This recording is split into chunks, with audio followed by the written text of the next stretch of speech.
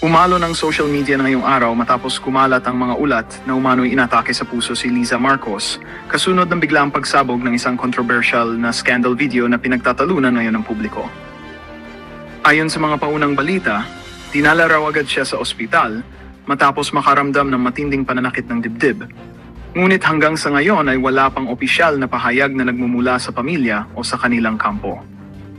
Habang patuloy na umiikot ang issue, nananatiling palaisipan ang tunay na pinagmulan ng nasabing video at kung anong koneksyon nito sa sinasabing pag-atake sa puso. Ilang eksperto ang nananawagang maging maingat ang publiko sa pagkalat ng mga impormasyong hindi pa beripikado, lalo na't sensitibo at personal ang usapin. Nagbabala rin ang ilang analyst na maaari lamang itong bahagi ng lumalalang political noise sa social media.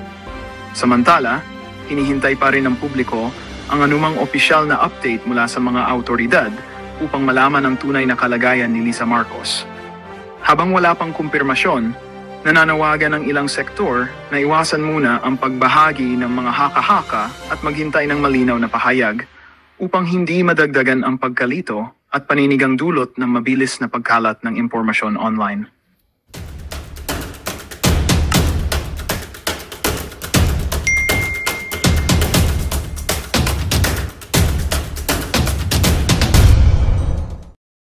Walang sawang pagsuporta.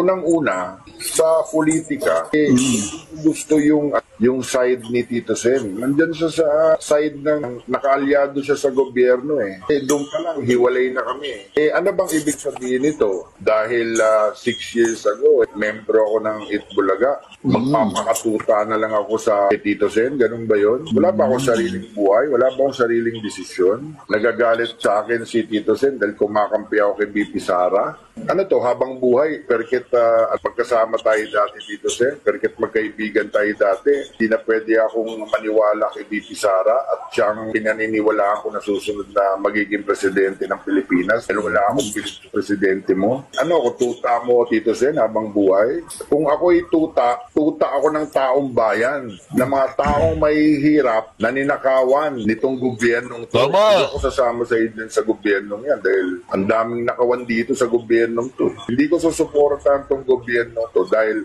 ito na ang pinaka-kurakot na gobyerno sa tanang buhay ko na naranasan.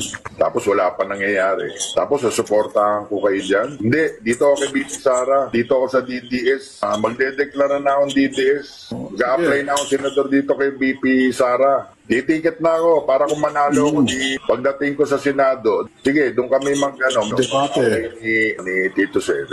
Naku, mga ka-reaction. Alam mo, Tito Sen, ginalit mo lang si Anjo Iliana eh. Wala namang planong tumakbong senador yan eh. Ginalit mo eh. Gusto lang yan vice mayor eh, di ba? Natalo nga lang siya kasi siguro kulang sa pondo.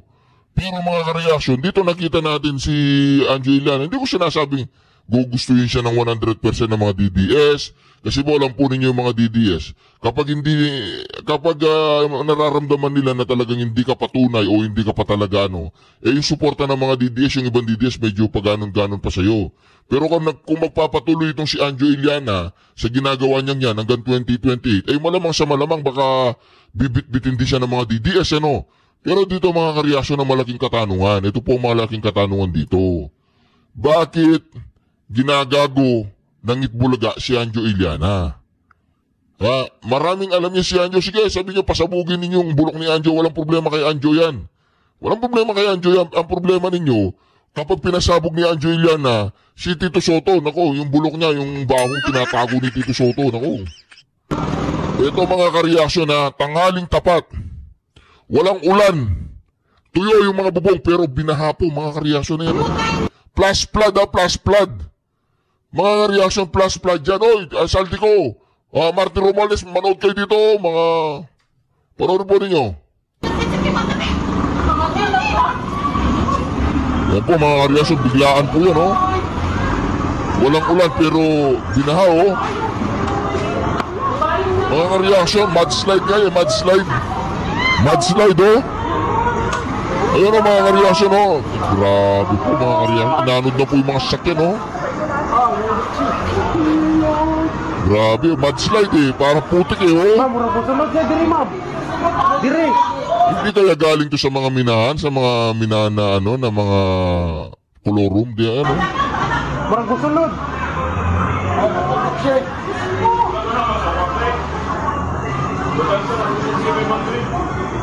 Walang ulan dyan mga kareaksyon ha.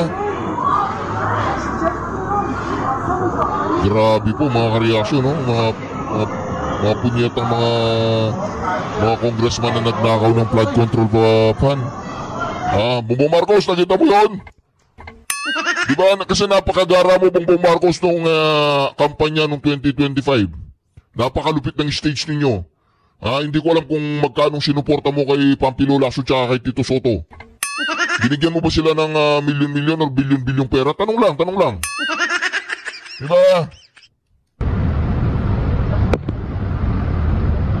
Dapat siguro mga punyetang magnanakaw sa kaban ng bayan mga kareaksyon, dapat siguro nakikita po niyo yung mga poste. Dapat siguro itali sila sa mga poste, lalagyan sila ng salbabida para palutang-lutang sila sa sa mga bahay, no? Silang gawin natin flood control. Panoorin po ninyo. Ayan po mga kareaksyon, ha? Grabe, oh. Ayan o mga kareaksyon, mga mamahaling sasakyan inaanod po. Ayan o mga kareaksyon, oh. Ayan o mga kareaksyon, oh. Mga poste na natumba, mga kotse naging parang mga lata ng sardinas na nagpapalutang-lutang mga kareaksyon dyan sa may... Ayan o, nakikita po ba ninyo yung mga sasakyan? Yan ang resibo ng Bongbong Marcos administration. Yan ang binigay niyang resibo sa mga Pilipino. Yan ang paglilingkod niya na pinagmamayabang niya yung 5,500 na flood control. Yan ang flood control na pinagmamayabang ni Bongbong Marcos. Tapos mga kareaksyon, dun daw sa Davao, tumaas din ang tubig. Siyempre naman, hindi nyo binigyan ng pondo ng magsimulang 2022 hanggang 2025 Hindi natapos yung mga flood control doon, walang pondo yung Davao Ayan mga kareaksyon Tignan po, in Davao City ang usapan na hindi ko alam yung mga Davao Oriental, Davao Occidental, hindi ko alam yun. Mga hindi Duterte yun. Yan ang resibong binigay po ng administrasyong Bongbong Marcos na ito. Na pinangungunahan ni Saldico at ni Martin Romualdez ang paghawak sa pera ng taong bayan. Ayan. Yan ang resibo mo, Bongbong Marcos. Ayan may mga tao pang paanod-anod. Kawawa naman mga kareaksyon. Hindi natin alam kung ilan po yung namatay sa Cebu. Ayan mga kareaksyon, pati po yung container ba, inaanod mga kareaksyon ng walang pakundangan, Mga kareaksyon, may mga tao pa dyan mga kareaksyon. Pero nakikita po natin mga kareaksyon na nangyayari sa Cebu ay unprecedented. Yung baha po mga kareaksyon, mayroong parte ng Cebu hanggang bubungan. Yung mga tao nasa bubong, pag tumaas pa yung baha, wala na. Yung mga tao na yun baka mamamatay. Ayan mga kareaksyon, napakalupit po na nangyari sa Cebu mga kareaksyon. Kami sa ayan mga kareaksyon Ayan dinaanod po mga kareaksyon ng ari-arian ng bawat Pilipino dyan sa may Cebu. Hindi lang bilyon ang nasira dyan. Di ba mga kareaksyon? Ganyan bang Pilipinas ang pinagmamayabang ni Bongbong Marcos sa international community? At itong si Claire Castro na vlogger. Si vlogger Claire Castro. Wala siyang ginawa kundi mag-vlog sa kanya sa YouTube channel. Malaki ang kita Ayan pa mga kareaksyon Ina-update ko lang po kayo mga kareaksyon dito sa nangyari sa Davao, sa Cebu. Mga kareaksyon, hanggang bubong na po ang tubig kawawa po yung mga kababayan natin dyan. Baka may mamatay Siguro may namatay dyan mga kareaksyon, hanggang bubong ang tubig mga kareaksyon Panoorin ito mga affordable housing to. Magkakadikit Ayan po mga kareaksyon ang naging ang sinapit po mga kareaksyon ng kababayan natin sa Cebu. Si Bongbong Marcos, panoorin mo yun. Sabagay, kung bangag ka, wala ka namang alam Bawat yugto ng sandali, halos di mo alam, di ba? Walang yaka, Bongbong Marcos, anong ginawa mo sa Pilipinas? Ayan mga kareaksyon, panoorin po ninyo mga kareaksyon na nangyayari. Walang yaka, Bongbong Marcos, panoorin mo yan Ayan, tingnan mo, mamahaling sasakyan, pinag-ipunan ng mga Pilipino. Pinag-ipunan po nila mga kareaksyon ng kanilang ari-arian at bigla na lamang inanod na parang lata ng sardinas. At itong mga leader natin na pinamumuna ni Saldico at ni Martin Romualdez, dyan sa may kongreso nung panahon po ng 2025 national budget, 2022, 2023, 2024, 2025, mga ka-reaction ay nagano po sila mga ka-reaction. Nagsaya-saya sila, sina Dong Gonzales, sina Kimbo, lahat po ng mga kaalyado ni Tambalustos tsaka ni Martin, ni Saldico mga ka-reaction, ay talagang puro Patek Philippe ang kalamang relo mga punyeta.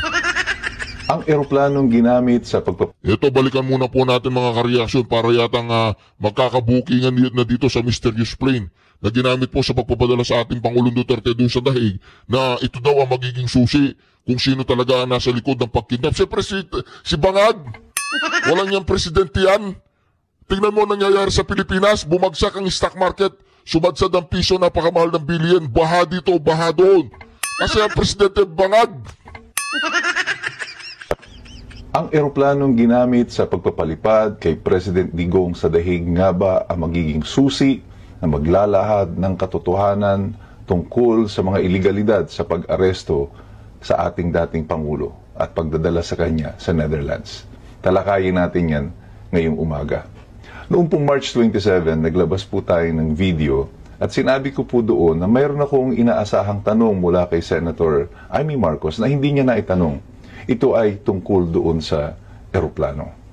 At nitong nakaraang hearing ng senadora ay hindi nga po dumalo ang mga other executive officials, yung mga dating nagsi-attend, sila General Torre, Remulla, Secretary Remulla, yung dalawang Remulla, at iba pang mga kawani, cabinet secretaries ng gobyerno, hindi umattend, citing executive privilege. Hindi po ako nalungkot nang hindi sila umattend. Actually, mas nagustuhan ko na hindi sila umattend kasi iniisip ko na magkakaroon ng pagkakataon ngayon si Senator Amy Marcos na maitanong ang mga collateral issues na otherwise ay baka hindi niya nakita kung naroon po yung mga other executive officials. At gano'n na nga po ang nangyari. Ang mas nakatutuwa pa nito, napakaraming mga netizens na ang nagpadala ng mga detalye, ng mga pictures ng eroplano na ginamit. At ngayon, lumabas na madalas na pala itong ginagamit ng Pangulo, si Bongbong Marcos, sa kanyang mga official trips. Now, why is it necessary na buksan natin yung tungkol dyan sa eroplano na yan? Ito po ay tinatawag natin na collateral issues, pero maaaring naririto ang susi sa pag-solve ng misteryo na ito ng pagpapalipad kay Rodrigo Duterte sa The Hague. Bakit? Dahil ito po ay may paper trail. Kaya ako po naitanong yung tungkol doon sa eroplano. Ang turo po sa akin lagi noon ni Senator Rocco nung siya ay nabubuhay pa, nung kami ay nagagawa rin ng aming mga sariling investigasyon sa Senado. Sabi niya, in criminal investigations like this, or in Senate investigations like this, what you should do is you should always follow the money. Sundan mo kung nasaan ang pera. Because ang money transactions will always leave a paper trail. Kagaya po yung ginamit na yan na pera sa eroplano. May mga resibo po yan. Mayroon diyang mga dokumento na magsasabi kung paano ginastos yung pera, paano ito binayaran, at ang pinakamahalaga, sino ang binayaran. Ang eroplano po na ginamit dito, masabin, or yung may-ari ng eroplano, masabin privy doon sa mga sikreto na sinasabi ng administrasyon. Mula din mismo kay Secretary Remulla, sinabi niya na pati ang media, they kept them out of the loop tungkol dito. Wala silang sinabihan. 4 lamang sila. The core group daw na binanggit niya na nagplano nito, nag-establish ng kung ano ang mga detalye, kung paano i-execute ito. At si General Torre, sa kanyang bibig, sinabi din niya, ang sinabi lang niya dito sa kanyang mga boss ay, just give me an airplane. So ang eroplano ay hindi lang basta bumabagsak yan from out of nowhere. At dapat, kung sekreto ito, ay dapat yung kanilang kukuhanin na eroplano o kakausapin na may-ari ng eroplano is someone that they share confidence with. Na alam nilang hindi sila i-squill. Naku mga kareaksyon, talagang matagal na daw pong ginagamit-gamit niya ni Bongbong Marcos yung eroplano na yun. Naku. Nako, yung pinakasusi dito ho sa sinasabing nagsalansa ng mga pera at nag-deliver ay wala na raw po sa bansa at Pinatahimik na, tinago na sa Chile. Nako, mga kareaksyon, ang sinasabi natin yan. Walang makukulong dyan, walang makakasuhan ng mastermind. Paano mo ipapakulong yung mastermind? Ikaw ang nagpapakulong ay naambunan ka rin. nasa Chile na. At ayon po kay Senator Rodante Marcoleta ay base sa kanyang balita, ito kasi yung dalawa ho na natukoy ho no, ni Sergeant Orly Gutesa, yung John Paul Estrada at Mark Tiksay. At ang balita ho ni Senator Marcoleta ay nasa ibang bansa na raw po at ayon po kay Senator Marcoleta ay nasa Chile na. Yung dalawang binabagit ho natin ay itong sina John Paul Estrada at Mark Tiksay, na kung saan ito ho ang pinangalanan ni Sergeant Orly Gutesa na sila po ang namamahala ng pag-deliver ng pera. Yung malimaletang pera ho na mula po sa bahay ni Saldico sa Valle Verde at patungo doon sa kanyang sa BGC, no, sa kanyang condominium. At na kung saan ay nag-deliver din ho sa bahay ni dating Speaker Martin Romualdez. So wala na ho. At ayon po sa impormasyon ni Senator Marcoleta ay mukhang nasa abroad na, nasa Chile. At alam niyo ho, wala naman extradition treaty, no? Ang Chile at ang Pilipinas. So ibig sabihin ay wala na, nakaligtas na at hindi na ho ito makukunan ng testimonya at maharap sa anumang investigasyon. Kasi naging mabagal daw, no, sabi ni Senator Marcoleta, yung pag-aksyon at paggalaw ng Senate Blue Ribbon Committee na noy pinamumunuan ni Senator Ping Lacson. Kasi biglang ang tinumbok ko, mga kababayan, na walang kakwenta-kwenta na issue ay itong notaryo ni Orly Gutesa, mga kababayan. Yung dalawa ho nakakawala. At ngayon, binabantayan daw, sabi po ni Senator Marcoleta, ito pong kanyang balita ay si John Paul Estrada at maging si Eric Tiksay. Wala na, hindi niya malaman kung nasaan na. Ang balita nasa Chile. Malayo-layo ho yan, mga kababayan, Chile. Ito, pakinggan ho natin at panoorin po natin. Ito hong pinakahuling pahayag. Latest po ito sa pahayag ni Senator Marcoleta kaugnay pa rin ng kaso ng pandarangbong ng ilang mga opisyal ng gobyerno, politiko, kontratista at taga-DPWH. Panoorin po natin. Ito hong si Senator Rodante Marcoleta. Ang balita, itong dalawang, hindi ko alam kung yung Mark Tiksay kung nasaan, pero yung John Paul Estrada, nandun daw sa Chile at binabantayan. Saan po? Chile. Chile. Yan ang huling balita. Chile, why? We have no extradition treaty with Chile? Siguro, bukod sa malayong-malayo, baka wala tayong extradition treaty. Oo. John Paul Estrada. And Mark Tiksay. Ayun. Parang ngayon ko lang naririnig itong mga pangalan ito. Nandun sa I see. Okay. Nandun sa source sa statement. Bakit? Ang unang dapat na ginawa nila, sinecure nila yung dalawa na yun. Kung talagang gusto nila, tumagal kami. Halos, nung lumabas si Gutesa, hininto nila. Nag-resign ng chairman, pagkatapos, nag-adjourn kami.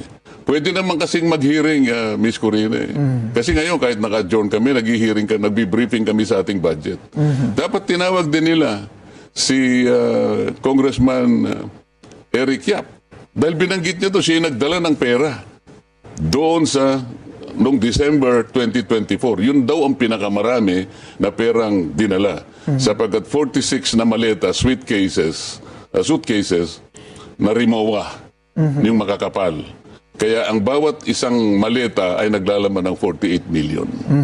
Bakit hindi man lang nila tinawag si Eric Yap? Binanggit. Ang pinipilit nilang bigyan ng butas yung statement na wala namang motivation para mameki pa si Gutesa. Why not just follow that lead? Pagkatapos naging academic din yung Miss Corina, sapagkat alam mo naman nung tagpo na siya ay humarap na at sumumpa na rin sa committee. And he allowed himself to be interpellated by the members. Maski si Senator Ping, sinabi niya, wala naman kanyang, hindi naman nabaliwala kanya yung pala. Bakit pa tayo pumupunta dun sa Notary Public? Kinasangkapan nila yung executive judge ng RTC ng Manila para gumawa ng order na yung pirma ay talagang hindi pirma ng abogada. Why would it be a problem to remedy that? Can't he just redo the affidavit and do the notary the Hindi proper ba? way? Hindi Pwede ba? naman po yun, di ba? Mabuti ka pa. Alam mo yung gagawin mo. Mas lalong alam nila yung gagawin nila. Ako ayaw ko nga i-suggest sa kanila. Okay. Kasi dapat naisip nila yun. Any ordinary human being could have thought of that. Okay. Well, I'm very ordinary and I thought of it. So, I Hindi, guess... special ka naman. Hindi po. Ako po'y nakikiangkas lang po ako sa inyong brainwave. O yan po, ang binabanggit po ni Senator Marcoleta at kung naging maagap lang daw ho, ito pong si Senator Ping Lacson, ay baka hindi na po nakalabas ng bansa. Nung binanggit ho mismo, di ba sa testimonya ni Sergeant Orly Gutesa, dapat ora mismo ay agad na pinahanap at o nag-issue ho ng sabpina, di ba? Ang Blue Ribbon Committee at isinagawa ang investigasyon kahit na po nagbakasyon na at nag-adjourn ang dalawang kapulungan ng Kongreso. Ayon kay Senator Marcoleta, kung sabagay talaga naman totoo ako, nag-cover ho ako sa, sa Senate at sa House of Representatives. Kahit na naka-adjourn ang dalawang kapulungan ng Kongreso, pwedeng tuloy-tuloy ang hearing O lalo na ngayon, di ba, may tinatalakay ho sila tungkol sa panukalang budget. Tapos, sa mga investigation inquiry, pwede ho magpatawag ang komite. Kahit na nakabakasyon ang mga kongresista at senador. Pero yan po ay hindi nagawa ni Senator Ping Lacson at parang ang tumutok ko sila ay doon para wakwakin o sirain yung kredibilidad ni Sergeant Gutesa sa issue po ng kanyang yung pagpapanotaryo sa kanyang affidavit na kung saan ay kung tutuusin wala naman ho. Ang sabi nga sa Senator Marcoleta, buti nga naisip po ho ng anchor ng On Point na si Corina Sanchez Rojas na pwede namang ulitin. Sige, magawa ka ulit ng affidavit na sinumpang salaysay at ipanotaryo natin ulit sa tama. Pwede naman ho, kung talagang ang nais o layunin ay matukoy kung sino ho ang mga nasa likod nito hong pandarambong ng napakalaking pera po ng taong bayan. At maging yung Congressman Eric Yap, nako, grabe ho yan mga kababayan. Talagang kasi nabanggit ho yung kanyang pangalan na isa nag-deliver ho ng malaking bulto ng pera. Dapat po ipatawag ho ito, mga kababayan. Itong si Congressman Eric Yap. Diyan po sa Benguet. Dating dating chairman niya ng House Committee on Appropriations nang siya po ay act sa CIS party list. Biro nyo ho. Parang naiba ho kung sino, basta kung sino pa yung mga nasa party list, sila po nakakuha ng mga matitinding komite. Pero yun ho, ang binabanggit ho, at sana, sa pagbabalik po ng sesyon ng Senado at yung mag-iimbestiga raw, November 14, ay babalik na raw po ang investigasyon ng Senate Blue Ribbon Committee. Kasi po alam po ninyo yung mga DDS, kapag nararamdaman nila na talagang hindi ka patunay o hindi ka pa talaga yung suporta ng mga DDS, yung ibang DDS medyo pagano'n-ganon pa sa'yo. Pero kung magpapatuloy itong si Anjo Iliana sa ginagawa niya yan hanggang 2028, ay malamang sa malamang baka bibit-bitin din siya ng mga DDS, Pero dito mga kareaksyon ng malaking katanungan. Ito po ang malaking katanungan dito. Bakit ginagago ng Itbulaga si Anjo Iliana? Maraming alam niya si Anjo. Sige, sabi niyo, pasabugin ninyo yung bulok ni Anjo. Walang problema kay Anjo yan. Walang problema kay Anjo yan. Ang problema ninyo, kapag pinasabog ni Anjo Iliana, si Tito Soto, yung bulok niya, yung bahong tinatago ni Tito Soto, Ito mga kareaksyon tanghaling tapat. Walang ulan. Tuyo yung mga bubong, pero binahapo mga kareaksyon na yan. Plus flood, plus flood. Mga reaction plus flood dyan. Saldi ko. Martin Romales, manood kayo dito. Mga panood po ninyo. Yan po mga reaction, biglaan po yan, Walang ulan, pero binaha, Mga reaction, mudslide nga yan, mudslide. Mudslide, Ayun mga reaction, Grabe po mga reaction. Inanod na po yung mga sakyan, Grabe, mudslide eh. Parang putik eh, oh. Ma'am, murag sunod siya diri, ma'am. Diri. Hindi kaya galing to sa mga minahan, sa mga minahan na ano, na mga kolorum, di ano. Murag sunod.